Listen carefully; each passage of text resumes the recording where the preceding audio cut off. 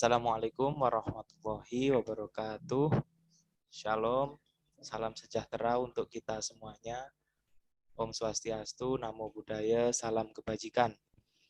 Baik, kembali lagi dalam podcast Latsar CPNS Kementerian Perhubungan tahun 2022.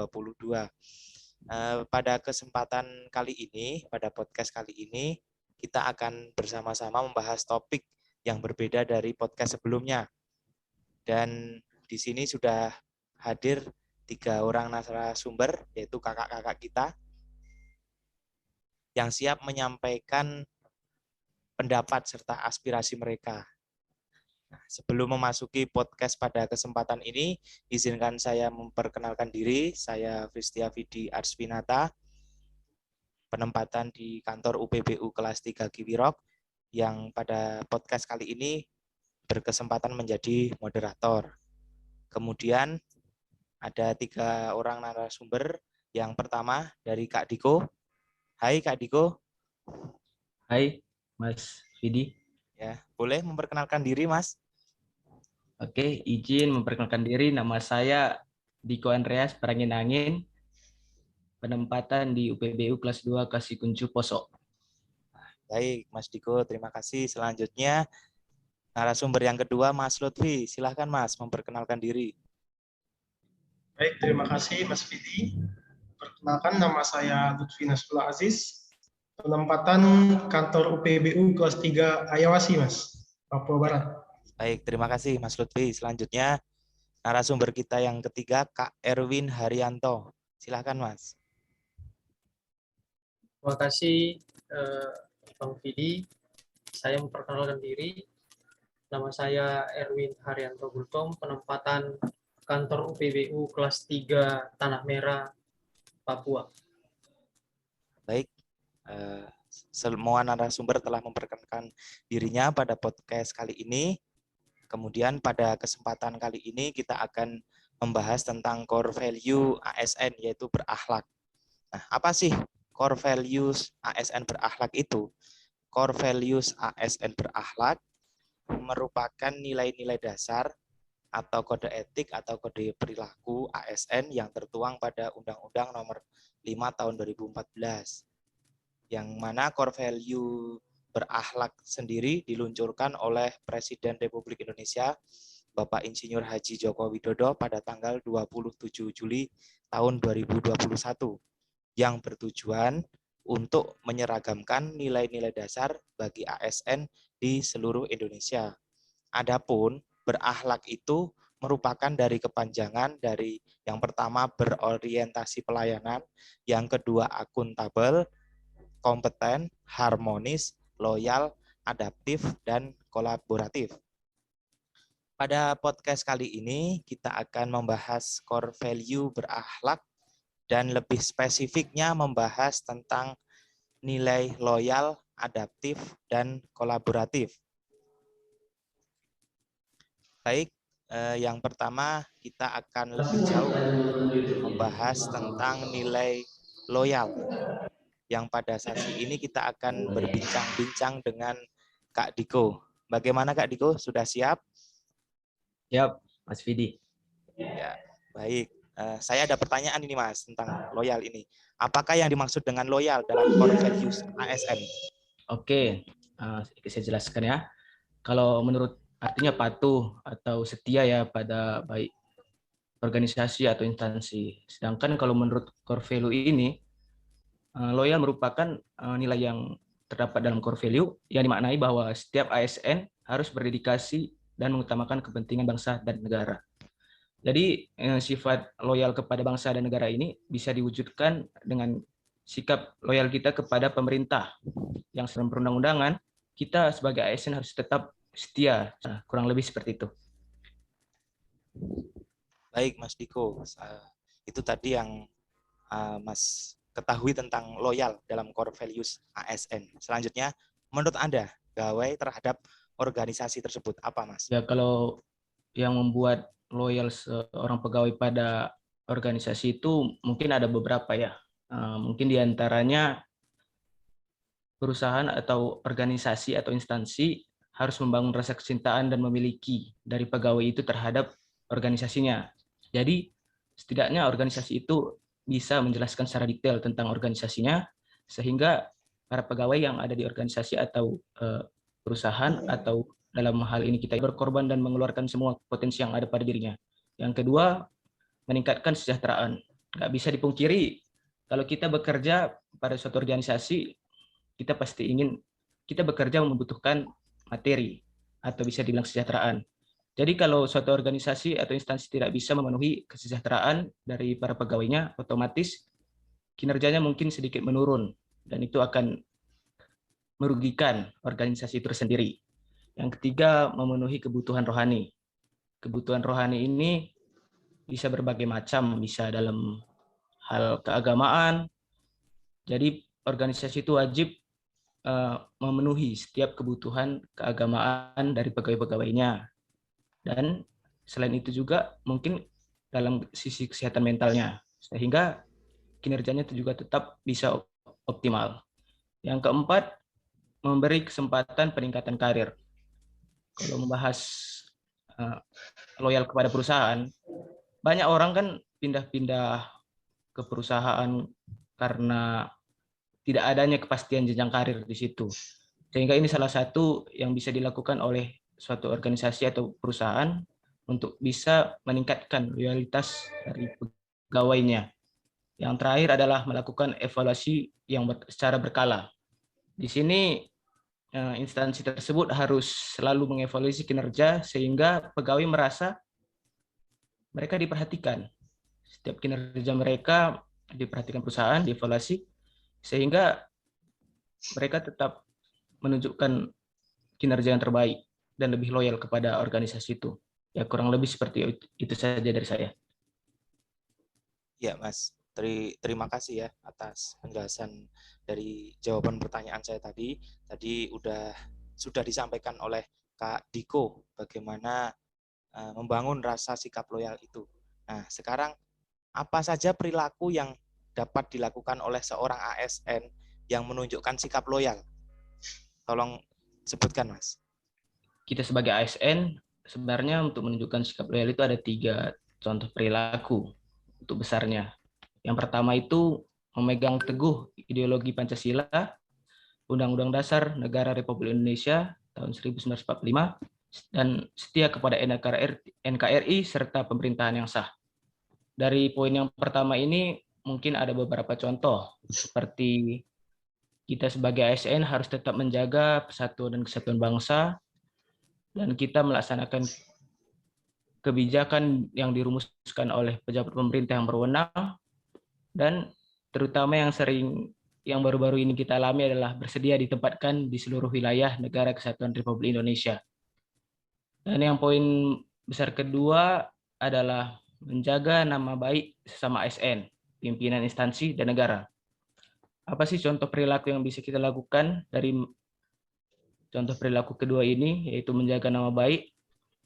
Kita bisa menjalankan tugas secara profesional, membuat keputusan berdasarkan prinsip keahlian, dan lain sebagainya. Dan yang terakhir adalah menjaga rahasia jabatan dan negara. Kurang lebih seperti itu. Baik, terima kasih Kak Diko.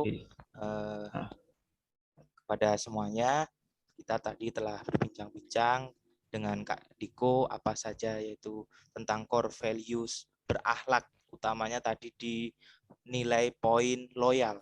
Nah, pada kesempatan ini saya akan menampilkan sebuah video, nanti mohon untuk diberikan tanggapan masing-masing oleh peserta dari podcast ini. Selamat menyaksikan. Oknum PNS yang ditangkap ini sesaat setelah keduanya menerima suap dari salah seorang kontraktor proyek pengerjaan pemasangan paving blok di kantor Bupati Kabupaten Jeneponto. Di depan penyidik kepolisian, kedua pegawai ini mengaku mereka menerima uang 3 juta rupiah untuk memperlancar proses pelelangan tender proyek yang berasal dari anggaran dana alokasi khusus sebesar 360 juta rupiah. Jika terbukti melakukan suap, keduanya terancam pemecatan sebagai pegawai negeri sipil. Baik, itu tadi sedikit video yang dapat saya tampilkan. Silahkan yang mau menanggapi. Pertama mungkin dari narasumber yang tadi menyampaikan core values loyal, Saudara Diko, bagaimana tanggapan Anda? Oke, menanggapi dari video tadi, kita sebagai ASN diminta untuk patuh pada peraturan yang berlaku. Salah satunya adalah tidak korupsi atau tidak menerima suap. Itu sudah tertulis di undang-undang bahwa kita sebagai ASN tidak boleh menerima suap dalam bentuk apapun. Dan dalam video itu terbukti bahwa ASN oknum tersebut telah melanggar itu. Itu dari saya. Terima kasih. Baik, terima kasih atas tanggapannya. Mungkin dari yang lain, antara Kak Lutfi atau Kak Erwin, ada yang mau memberikan tanggapan tambahan? Mungkin dari Kak Erwin. Ya, saya menanggapi sedikit saja ya mengenai perilaku kedua ASN tersebut. Di situ kedua perilaku ASN tersebut tidak terpuji ya. Dia tidak menggunakan jabatannya itu dengan sebaik mungkin, tetapi dia dengan korupsi itu mencoreng institusi ataupun mencoreng nama baik daripada ASN.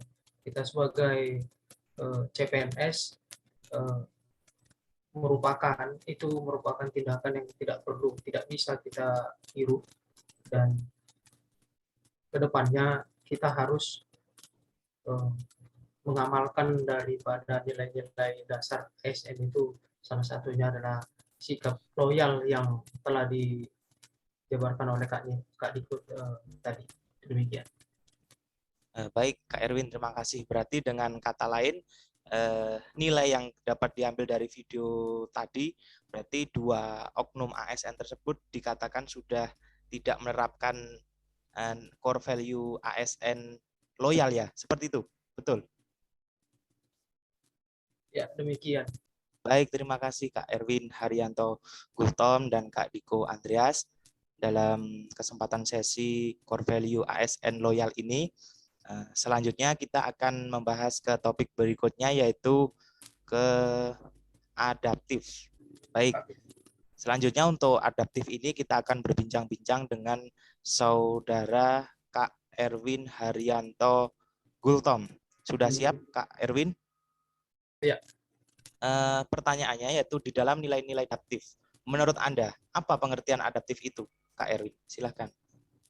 Terima kasih atas pertanyaannya, Kak Vidi. Ya, saya coba menjelaskan sedikit mengenai pengertian daripada adaptif ini.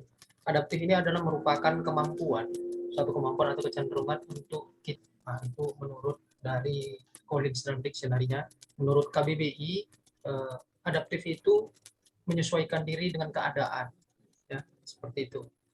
Sejatinya tanpa beradaptasi akan menyebabkan kita sebagai makhluk hidup itu tidak dapat mempertahankan diri oleh perubahan lingkungan, sehingga kemampuan adaptif merupakan syarat yang paling penting bagi terjaminnya keberlangsungan kehidupan. Seperti itu. Pertama itu, kalau apabila kita ini sebagai seorang ASN ini dituntut harus berinovasi dalam pekerjaan kita, dan apabila kita menerima satu perubahan ataupun kebijakan dari pemerintah, itu kita harus siap untuk mempelajarinya dan jangan bermalas-malasan, ataupun kita jangan menganggap sebuah kebijakan ataupun peraturan baru itu menjadi suatu penghalang ataupun menjadi suatu kesulitan bagi kita. Disinilah dituntut kita sebagai seorang ASN itu haruslah antusias dalam mempelajarinya, dalam menghadapi perubahan-perubahan yang terjadi di negara kita tercinta ini. Demikian. Oh baik, mohon maaf. Pertanyaan selanjutnya mungkin, mengapa nilai-nilai adaptif itu harus diterapkan dalam sektor-sektor publik? Mohon penjelasannya secara singkat dan padat. ada beberapa alasan ya nilai adaptif ini perlu diadaptasi dalam sektor publik. Yang pertama adalah lingkungan strategis. Di sini perubahan lingkungan strategis itu berupa praktek-praktek administrasi ubah-ubah. Nah, disinilah perlunya kita itu sebagai ASN itu bisa menerima perubahan yang terjadi. Kemudian ini ada juga adanya kompetisi di sektor publik. Di faktor tersebut ini analog perilaku pelaku usaha yang bersaing satu sama lain, maka negara pun dihadapkan pada situasi yang harus berkompetisi dengan negara lain dalam pencapaian kinerjanya. Tidak hanya di pelaku usaha, tetapi negara pun harus berkompetisi untuk menjadi yang terbaik ya. Dengan demikian kompetisi menjadi salah satu karakter dari perubahan lingkungan strategis yang mendorong dan memaksa negara itu untuk berperilaku seperti di dunia usaha, untuk bersaing untuk menghasilkan kinerja yang terbaik. Seperti contoh itu bentuk-bentuk kompetisi yang tidak langsung bagi negara adalah seperti kriteria kemajuan pembangunan, indeks tertentu atau event-event olahraga atau sebagainya. Seperti contoh, kita boleh ambil contoh itu Global Innovation Index atau GII, merupakan peringkat tahunan ya yang diberikan kepada negara-negara berdasarkan kemampuan tiap negara dalam berinovasi di bidang ekonomi, seperti itu. Jadi setiap negara ini dituntut untuk menghasilkan kinerja yang terbaik, seperti itu ya. Itulah disitulah ada kompetisinya. Kompetisinya apa? Menghasilkan kinerja ataupun goal yang terbaik, seperti yang tadi saya katakan. Yang kedua itu adanya contoh itu survei dan peringkat. Salah satunya lembaga perserikatan bangsa-bangsa ya, yang bernama World Intellectual Property Organization atau WIPO, atau organisasi hak kekayaan intelektual dunia, seperti itu. Yang kelima itu adalah perkembangan teknologi. Jadi di perkembangan teknologi ini kita dituntut itu, ataupun suatu organisasi itu dituntut harus adaptif ya, seperti itu. Jadi pelayanan publik berbasis digital menjadi salah satu tuntutan perkembangan teknologi dan kebutuhan bagi warga negara dalam mengakses dan mendapatkannya ya. Jadi digitalisasi pelayanan menjadi keharusan bagi pemerintah untuk menyesuaikan dengan peningkatan literasi digital masyarakatnya. Di Indonesia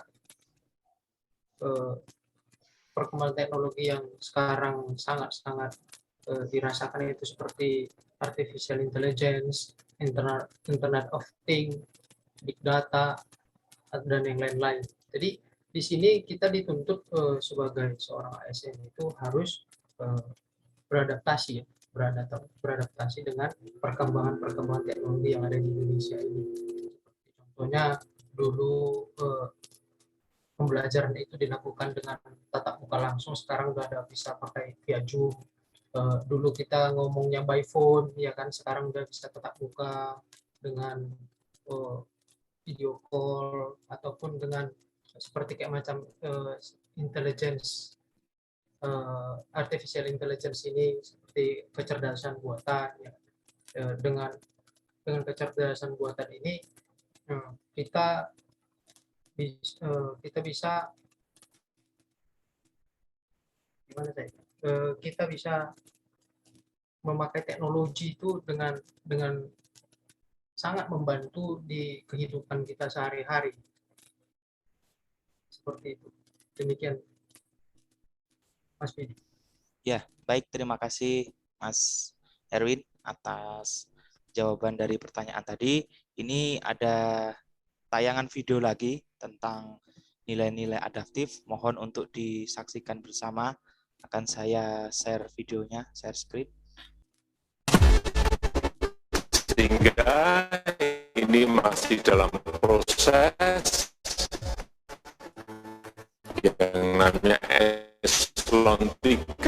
eselon 4 sedang dikaji, sedang dihitung, sedang dikalkulasi untuk dipangkas.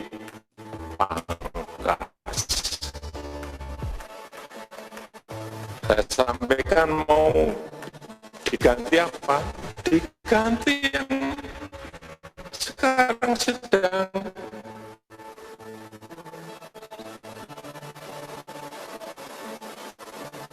banyak dilakukan oleh negara-negara lain juga baru akan memulai mereka, diganti artificial intelligence AI. Pemerintah kabarnya akan mengganti tenaga ASN dengan robot artificial intelligence atau kecerdasan buatan. AI disebut akan menggantikan pegawai eselon 3 dan 4 terkait tugas pelayanan dan pengolahan data yang awalnya dilakukan manual dan lamban menjadi lebih cepat dengan sistem yang canggih. Menurut Presiden Jokowi, penggantian ini harus segera dilakukan sebagai langkah dalam penyederhanaan birokrasi. Jokowi ingin Indonesia tak ketinggalan dengan negara lain serta agar segera beradaptasi dengan perkembangan teknologi.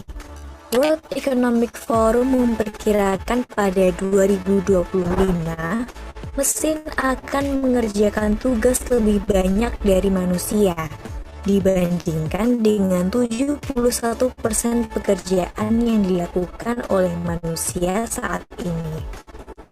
AI dapat meningkatkan aksesibilitas manusia dalam segala aspek, termasuk mampu menganalisis data dengan lebih akurat dan efisien.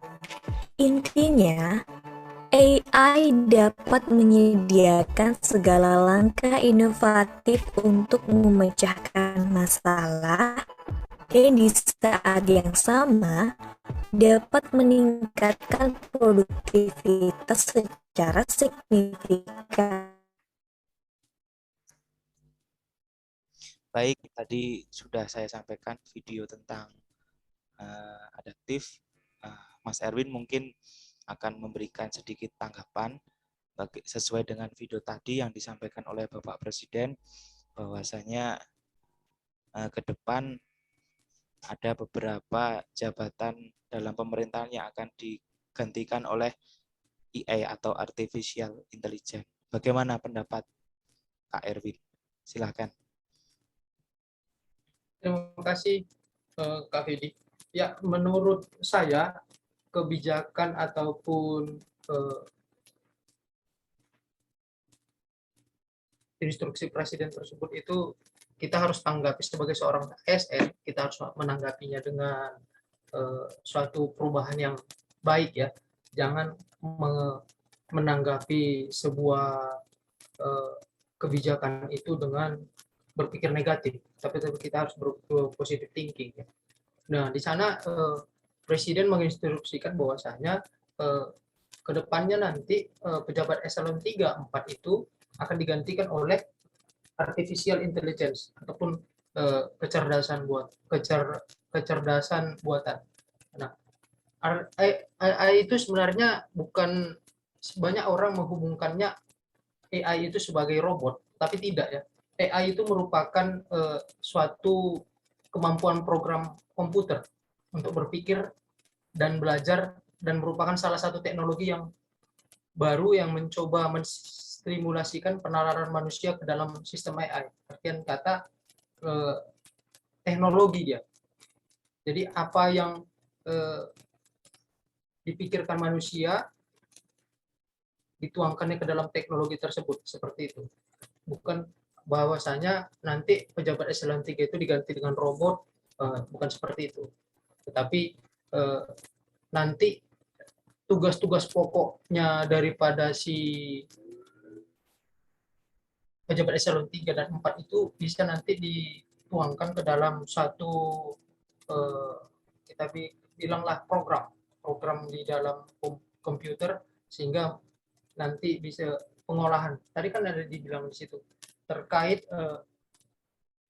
AI itu disebut akan menggantikan pegawai eselon 3 dan 4 terkait tugas pelayanan dan pengolahan data. Jadi pengolahan data yang dilakukan oleh si pejabat eselon 3 dan 4 itu dikerjakan oleh teknologi AI tersebut, seperti itu. Nah, jadi kalau kita sebagai seorang ASN itu haruslah menanggapi sebuah kebijakan ataupun perkembangan teknologi itu dengan suatu kita bilang gimana bisa bilang, suatu kemudahan bagi kita supaya kita bekerjanya lebih baik lagi, lebih cepat, seperti itu ya. Demikian Kak Pidi. Ya, terima kasih atas tanggapannya dari Kak Erwin. Selanjutnya mungkin dari Kak Diko ataupun Kak Lutfi mau menambahkan tanggapan. Oke Mas, menurut saya ya, kita sebagai ASN memang harus punya sifat adaptif tadi. Teknologi semakin hari semakin maju. Mau tidak mau kita harus adaptasi dengan hal itu. Contohnya aja sekarang ini. Seharusnya Latsar ini kan kita di Bogor ini. Iya, harusnya acara tatap langsung. muka, betul. Tapi karena perkembangan teknologi, kebetulan juga kemarin pandemi, kita dipacu untuk terbiasa menggunakan aplikasi seperti Zoom, mengumpulkan tugas LMS. Itu bukti bahwa kita harus benar-benar bisa beradaptasi dengan kemajuan teknologi. Gitu saja.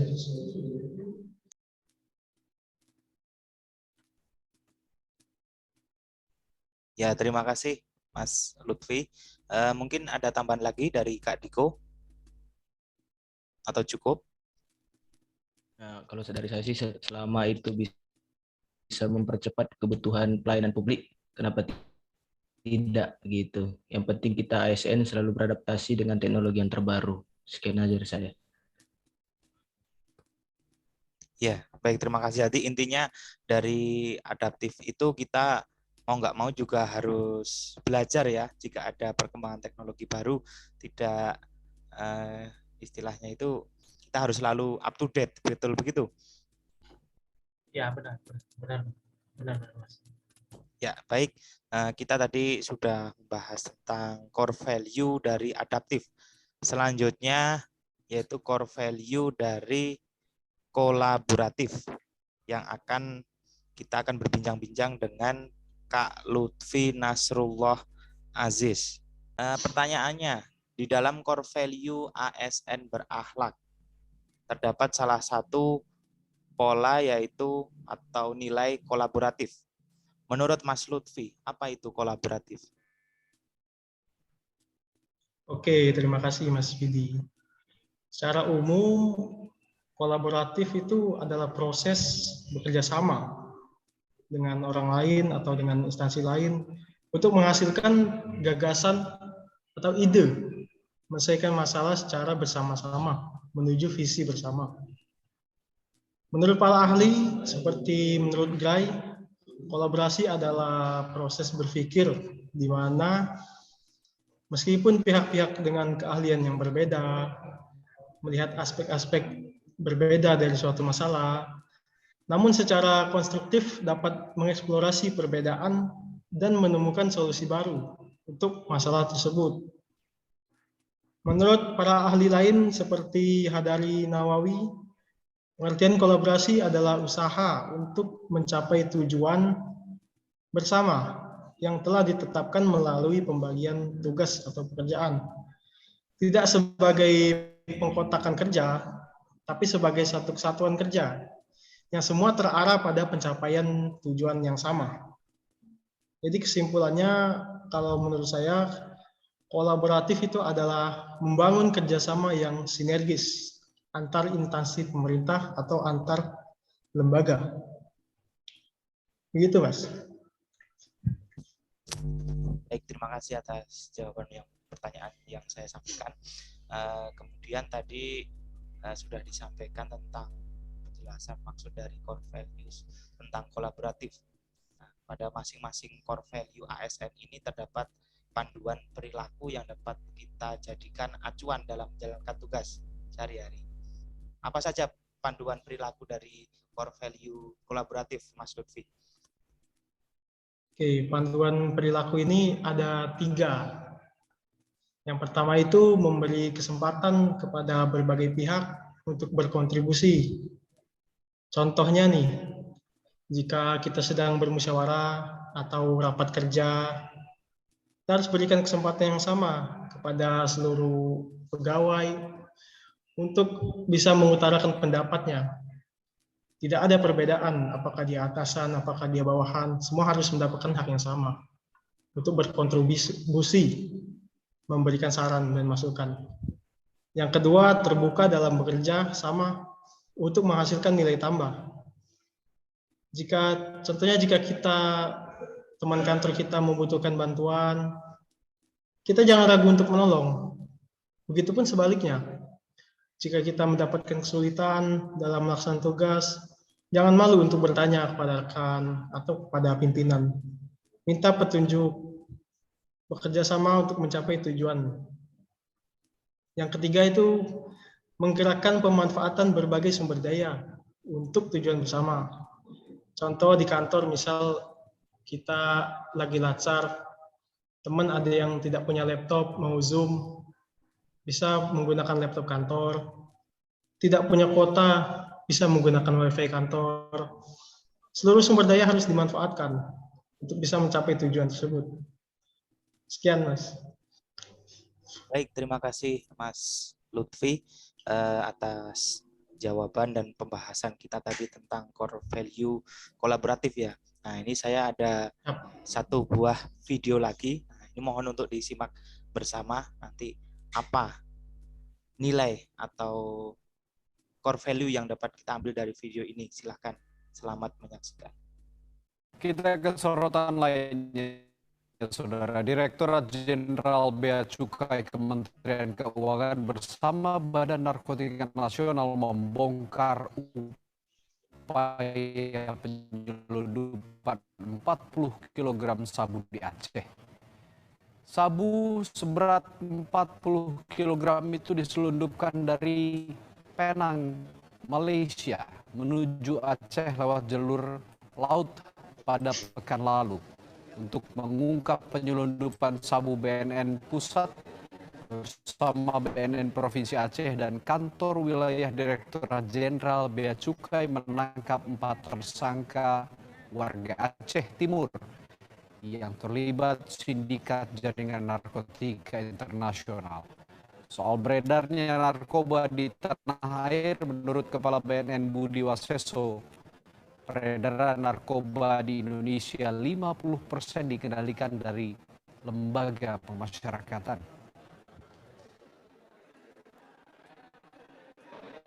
Baik, itu tadi sedikit video yang dapat saya tayangkan dalam sesi ini.